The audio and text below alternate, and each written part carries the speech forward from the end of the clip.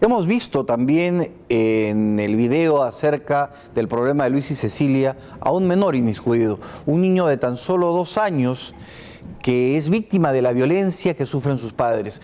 Recordemos que este es un problema que arrastra muchísima gente, arrastra no solamente a quienes se ven directamente inmiscuidos en el problema en sí, sino a los hijos, que son quienes más sufren al respecto.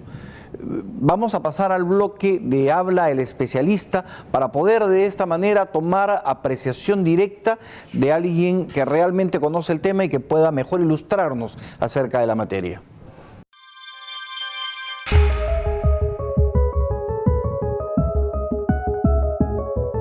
Bueno, la violencia tiene diferentes matices. Hay diferentes formas de violencia que se presentan en la sociedad. Una es la violencia física, otra es la violencia psicológica y también existe la violencia sexual. Los tres causan daños bastante graves en la persona. Por ejemplo, si tenemos un niño al cual todo el tiempo lo están insultando el niño, él va a generar mucho odio, mucha ira, mucho resentimiento. Y ese odio, esa ira, ese resentimiento lo va a ejercer hacia otros niños o hacia otras niñas, en el tiempo hacia sus propios hermanos o hacia sus propios padres.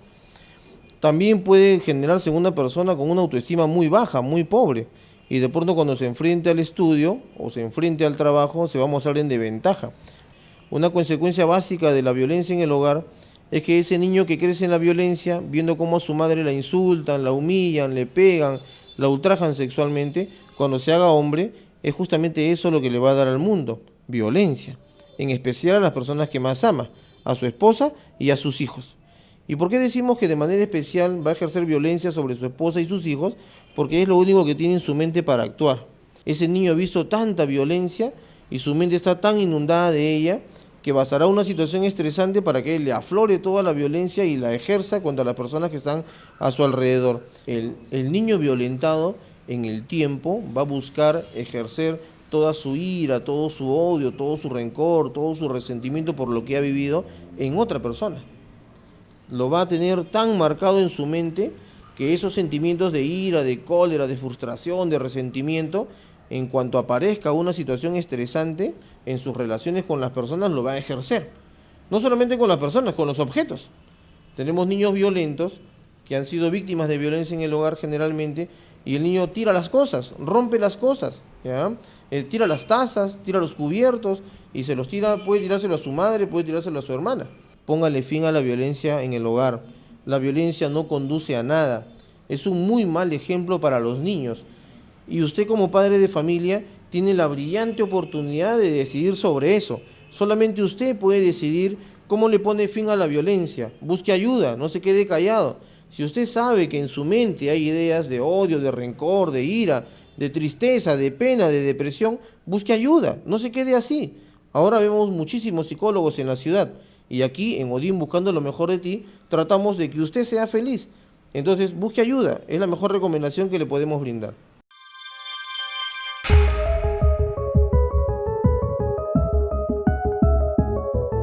Bueno, hemos escuchado al especialista. Gracias, doctor, por sus asertivas apreciaciones al respecto. ¿Qué opinión tiene Mari Carmen acerca de lo que acabamos de oír con esta persona docta en el conocimiento de la violencia familiar? Como decía el doctor, ¿no? De repente ver a un niño en este caso de violencia familiar, podemos tener también de que la cadena se vuelva a repetir más adelante, de que ese niño sea un potencial de repente golpeador hacia su esposa, o quizás de repente no, también sea la esposa la que tenga medidas represivas contra él, porque como ese niño psicológicamente está mal, ya desde el momento de que se vive la violencia en casa, desde que de repente escucha un grito o escucha a los padres pelear, psicológicamente ya no se encuentra bien. Necesitamos que ellos también, en este caso, tengan un especialista para que puedan asimilar todo este problema que está pasando, ¿no? Quizás de repente muchas mujeres podamos aceptar de una u otra manera por nuestros hijos, decir, no voy a soportar al padre de mi hijo solamente por él. Grave error que cometemos. Mari Carmen, ¿y a dónde tendríamos que ir si este tipo de problemas se suscitan? Exacto, es muy buena pregunta. En este caso, doctor, yo creo, ahorita se han creado los centros asistenciales a mujeres que han inaugurado, hay uno en Pueblo Nuevo. De acuerdo a eso, toda persona tenemos que denunciar este caso. No podemos dejar que avance. Desde un maltrato psicológico tenemos desde ese momento a denunciar. Ya no dejamos que se llegue, como está llegando hasta ahora, a que haya muertes, a que haya suicidios, a que haya un montón de temas. La DEMUNA es una buena instancia, nosotros como mujeres, o tanto hombres también, no solamente mujeres. Los hombres también estamos llanos a que vayan a la DEMUNA a poder denunciar. No tengamos vergüenza. La vergüenza se perdió hace mucho tiempo. Y a toda comisaría, porque la norma indica que toda comisaría debe de tener necesariamente un departamento destinado a la recepción de denuncias por violencia familiar. Exacto, a toda comisaría donde nosotros tengan en cuenta que de repente no puede, si yo veo, de repente soy un vecino que ve la violencia familiar, también puedo ir a denunciar. No esperemos de repente que mi vecina llegue al extremo de que de repente haya muerto para luego denunciar, porque hay muchas mujeres que no tenemos el valor de hacerlo. Hay que perder ese temor. Estamos en el siglo XXI, la mujer ya no está para poder callar tantos maltratos. Para retomar el tema, Carlos, hemos visto que hay un menor que es víctima de esta violencia. La normatividad, ¿qué nos dice al respecto? ¿Existe algún parámetro de protección hacia el menor víctima de violencia familiar? Sí existe, acerca del niño. Hay Defensoría del Niño, todos los conocemos. Pero aquí es el niño quien los tiene que llevar. A veces los padres no lo van a hacer, hacen los abuelos. Los abuelos son los que a veces los separan, acogen al niño porque ven que en esa familia ya no hay un futuro. Hay una ruptura ahí que cada día, en vez de solucionar, se está desacreditando más, se está desacreditando. Entonces los abuelos son los que optan, inclusive piden la patria potestad del niño. Entonces estos casos, hay una ley que se ha dado y eso les permite a los abuelos asumir ese rol. Pero yo quiero tratar del niño. El niño en sí, grandes especialistas, psicólogos dicen que el niño, el genotipo, el padre, por decir el genotipo, son los genes que ha heredado ese niño ya antes de nacer en su vientre la madre.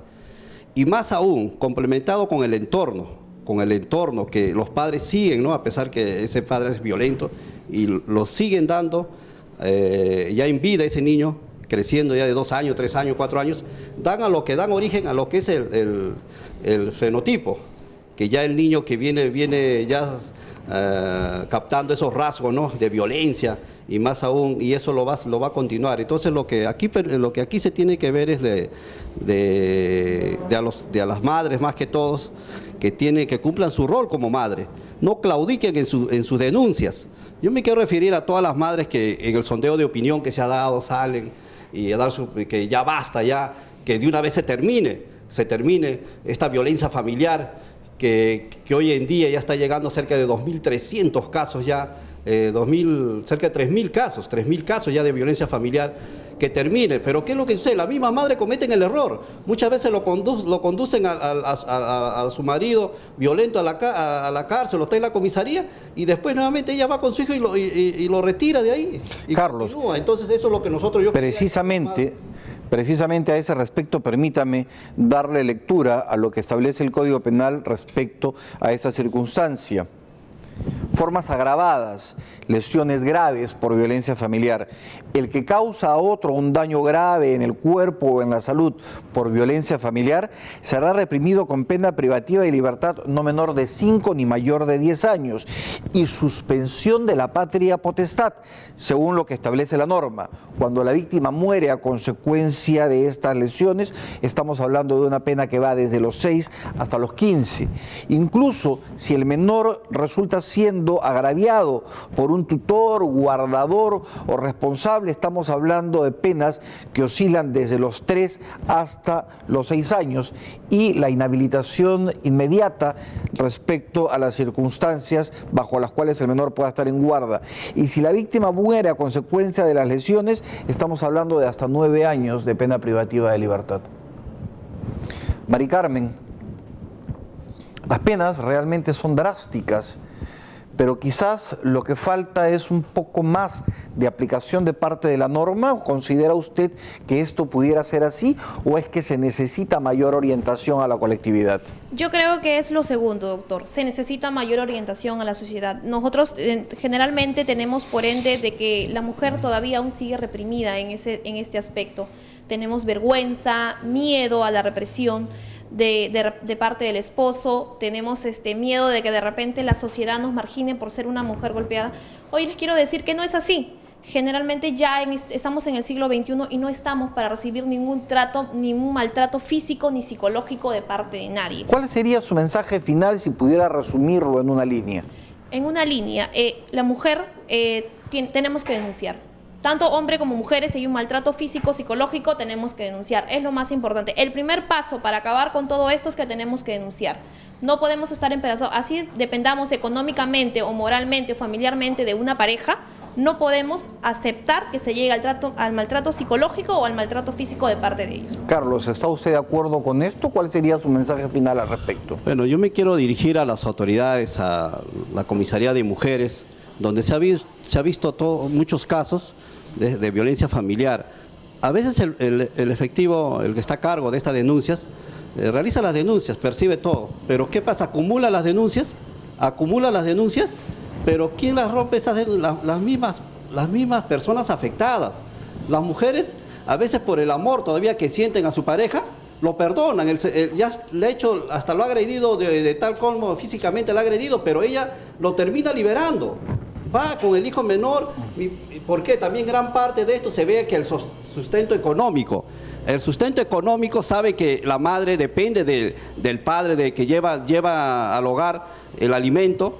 Entonces, eso hace de que a veces la mujer hay que independizarse también. Si la mujer no puede estar sometida a que el padre lleve el pan, entonces va a seguir recibiendo maltrato con el fin de que me mande el dinero, me deje para la conclusión final. Yo quisiera darle un mensaje, un llamado de atención a todas las madres maltratadas, de que no claudiquen en sus denuncias y que prosigan con sus denuncias así como es, y que sean sancionadoras y se ejecute lo que dice el Código Penal.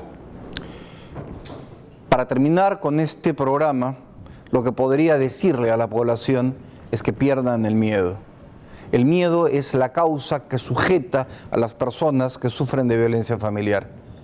El miedo debe de perderse. Busquen apoyo, busquen asesoría, vayan a asistencia psicológica. Como conclusión final podríamos decir que debe perderse el miedo. El miedo a poder presentar una denuncia, el miedo hacia el pariente que está realizando actos de violencia familiar en contra de nosotros. Busquen asistencia, busquen apoyo. La colectividad y las autoridades están dispuestas a darnos precisamente la mano. Tengan todos ustedes un buen día y recuerden que usted también tiene derechos. Hola, soy Alfredo Mendieta Leiva, director académico de la Universidad Privada San Juan Bautista.